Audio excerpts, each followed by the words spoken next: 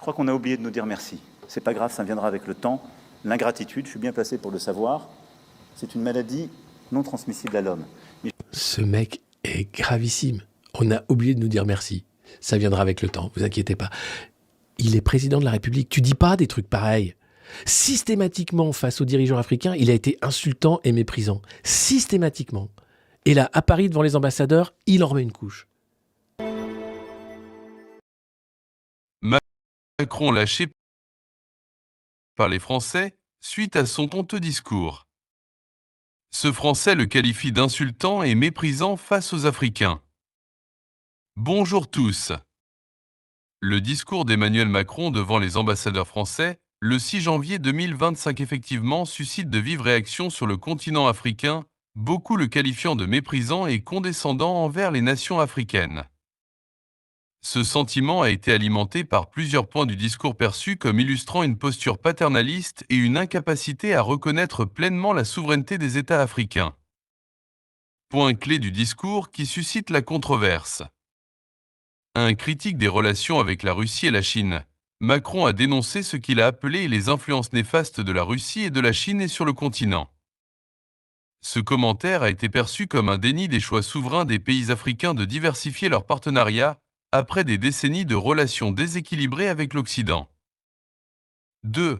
Défense des intérêts français. Macron a insisté sur l'importance de protéger les intérêts économiques et stratégiques de la France en Afrique, notamment dans les secteurs de l'énergie et des ressources naturelles. Cette position a ravivé les critiques concernant l'exploitation néocoloniale et le manque de bénéfices pour les populations locales. 3. Ton condescendant. Le président français a rappelé que la France a beaucoup donné à l'Afrique et que celle-ci a oublié de lui dire merci.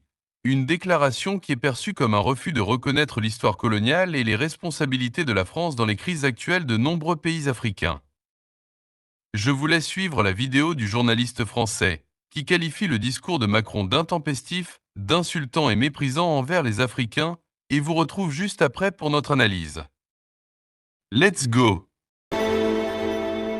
Ça, attention, c'est le président de la République française. Et pas n'importe lequel, c'est Thierry Pimpon, pardon, Emmanuel Macron. Et il a fait un discours de 2 heures aux ambassadeurs. Tous les ambassadeurs étaient là. Alors, il a voulu dissoudre le corps diplomatique il y a de ça longtemps. Et bien sûr, vous savez que les affaires étrangères est le précaré du président de la République dans la 5e. Et il a parlé devant le parterre d'ambassadeurs. Jack Lang était là. Laurent Fabius était là également. Et je ne sais plus quel autre. Enfin bref, des gens qui étaient là, qui n'avaient rien à foutre là, mais qui étaient là quand même, pour dire, voilà, je compte sur vous. Il va falloir faire quand même un gros truc cette année pour que la France existe dans le monde. Et évidemment, comme c'est Thierry Pimpon, il n'a pas pu s'empêcher de dire n'importe quoi.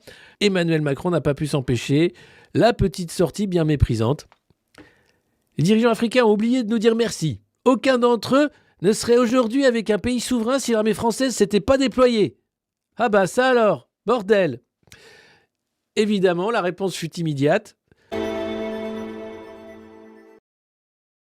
Réactions africaines. 1. Indignation populaire. Sur les réseaux sociaux, des citoyens de plusieurs pays africains qui expriment leur colère en dénonçant un discours qui ignore les aspirations des peuples africains à plus d'autonomie et de respect. 2. Réponse officielle. Certains leaders africains, comme le président de transition du Burkina Faso, Ibrahim Traoré, rappellent que les relations entre États doivent être basées sur l'égalité et le respect mutuel. Des déclarations similaires ont été faites par des représentants de pays ayant récemment expulsé des troupes ou des diplomates français. 3. Renforcement des sentiments anti-français. Le discours de Macron amplifie les critiques sur le rôle de la France en Afrique et renforce les appels à un départ définitif des bases militaires françaises du continent. Analyse. Un fossé croissant. Le discours de Macron illustre une fracture de plus en plus profonde entre la France et de nombreux pays africains. Là où Paris voit un partenariat à réinventer, beaucoup d'Africains perçoivent une tentative de maintenir une influence déclinante par des méthodes dépassées. Ce désalignement pourrait continuer à affaiblir la position de la France en Afrique, à moins qu'un changement profond de ton et de stratégie ne soit opéré. Perspectives et conseils aux femmes et hommes politiques français.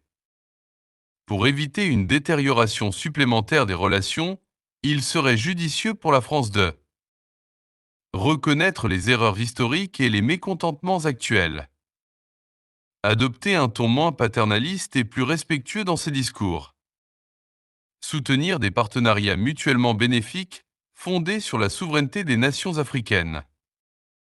Ce discours, bien qu'intentionnellement stratégique, pourrait marquer un tournant dans les relations franco-africaines si la France persiste à ignorer les signaux envoyés par les peuples et leurs dirigeants. Évidemment, la réponse fut immédiate.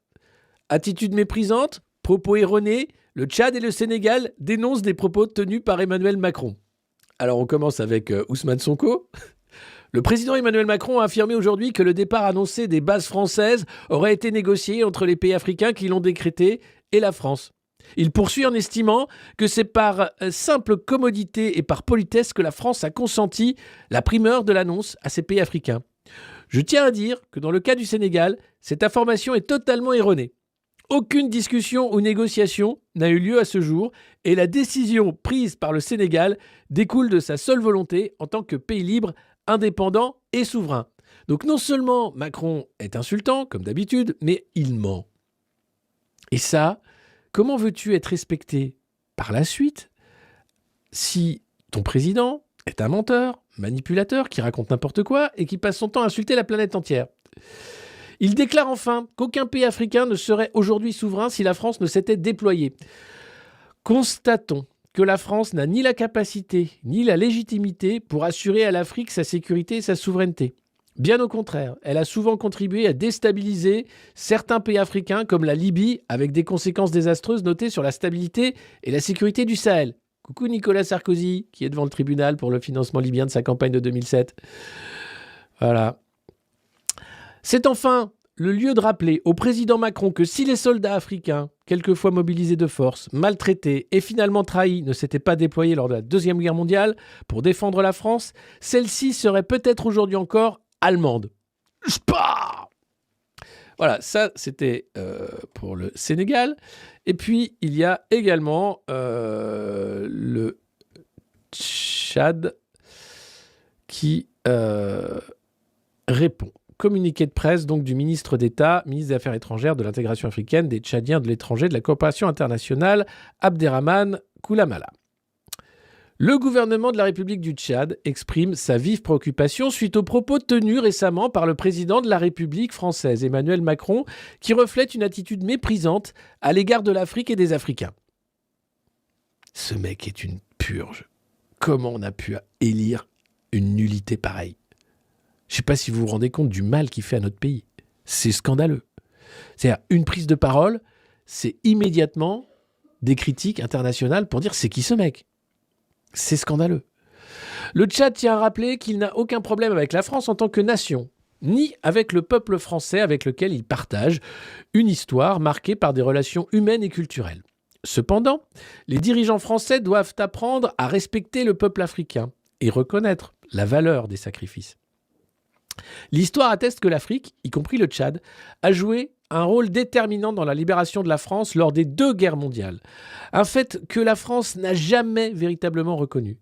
Les sacrifices immenses consentis par les soldats africains pour défendre la liberté ont été minimisés et aucun remerciement digne de ce nom n'a été exprimé. En ce qui concerne le Tchad, il convient de souligner que la construction de notre armée n'est pas l'œuvre de la France. Notre armée, forte et résiliente, est le fruit de la bravoure du peuple tchadien et des sacrifices consentis avec des moyens modestes. La France n'a jamais doté l'armée tchadienne de manière significative ni contribué à son développement structurel. En 60 ans de présence marquée par des guerres civiles, des rébellions et une instabilité politique prolongée, la contribution française a souvent été limitée à des intérêts stratégiques propres, sans véritable impact durable pour le développement du peuple tchadien. Au lieu de s'en prendre à l'Afrique, le président Macron devrait concentrer ses efforts sur la résolution des problèmes qui préoccupent le peuple français. Le peuple tchadien aspire à une souveraineté pleine et entière, à une véritable indépendance et à la construction d'un État fort et autonome acquis au prix de sacrifices inestimables. Nous invitons nos partenaires, y compris la France, à intégrer cette aspiration légitime dans leur approche des relations avec l'Afrique. Voilà. C'est scandaleux. Et Macron, pour expliquer sa diplomatie flinguée, explique que la France n'est pas en recul en Afrique Elle est simplement lucide et se réorganise. Lucide et se réorganise. Allez, alors pour se faire du mal, on va écouter quand même notre cher leader. Voilà. Les gens, regardant avec les lunettes d'hier, disent c'est terrible, l'Afrique, on est en train de disparaître. Non, on a choisi de bouger en Afrique. Ah, c'est un choix. Taisez-vous, c'est un choix. Alors enfin, il est monstrueux. C'est un monstre. On a choisi de bouger parce qu'il fallait bouger. On a regardé notre relation passée, mémorielle, culturelle. On la factualise, on l'assume, on se dit la vérité. Ah, on se dit la vérité. Ah oui, non, on s'est pas fait têche comme des malpropres. Hein. On se dit la vérité, on a choisi de bouger, c'était stratégique. Bien sûr, mais bien sûr. Quelle pipe. On ne cède rien à la désinformation et aux ingérences. Bien 2, sûr. nous avions une relation sécuritaire. Elle était de deux natures, en vérité. Il y a une partie, c'était notre engagement contre le terrorisme, depuis 2013. On avait raison. On a toujours raison, surtout Emmanuel Macron. Ça rime avec j'ai raison. Je crois qu'on a oublié de nous dire merci. C'est pas grave, ça viendra avec le temps. L'ingratitude, je suis bien placé pour le savoir, c'est une maladie non transmissible à l'homme. Ce mec est gravissime. On a oublié de nous dire merci. Ça viendra avec le temps, vous inquiétez pas. Il est président de la République. Tu dis pas des trucs pareils. Systématiquement, face aux dirigeants africains, il a été insultant et méprisant. Systématiquement. Et là, à Paris, devant les ambassadeurs, il en remet une couche. Il est en train de flinguer la diplomatie française, l'économie française, la politique française. Il a tout flingué. C'est impressionnant. C'est impressionnant. En conclusion, le discours de Macron devant les ambassadeurs illustre les tensions croissantes entre la France et de nombreux pays africains, exacerbées par une rhétorique perçue comme paternaliste et un manque d'adaptation aux nouvelles dynamiques géopolitiques. Alors que de nombreux États africains aspirent à une souveraineté renforcée et à des partenariats diversifiés, la France semble parfois enfermée dans une vision dépassée de son rôle en Afrique. Pour regagner la confiance et bâtir des relations équilibrées, Paris devra reconnaître les aspirations légitimes des peuples africains, adopter une approche plus respectueuse et ajuster ses politiques en mettant fin à toute forme d'ingérence perçue. À défaut, les appels à une rupture définitive avec l'influence française pourraient s'intensifier, marquant un tournant historique dans les relations franco-africaines. C'est tout pour aujourd'hui. Notre question du jour est: comment les discours de dirigeants comme Emmanuel Macron influencent-ils la perception de la France en Afrique, et que faudrait-il pour reconstruire une relation basée sur le respect mutuel? Laissez-nous vos commentaires en bas, ne manquez pas de vous abonner et de partager la vidéo. Merci et à la prochaine.